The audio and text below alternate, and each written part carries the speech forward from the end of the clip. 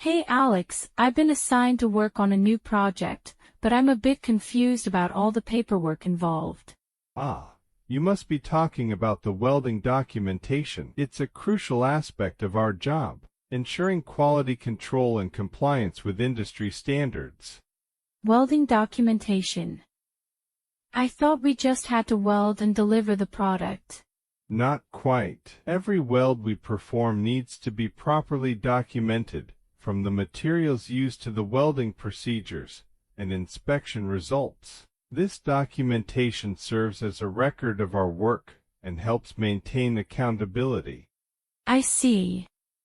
So, what kind of information do we need to include in the documentation? Well, the documentation typically includes details like the welding procedure specification, WPS, which outlines the welding process, materials, and parameters we'll be using. We also need to record the welder's qualifications, the inspection methods, and any non-conformances or defect found during the process. Sounds like a lot of paperwork. How do we ensure that the documentation is accurate and up to date?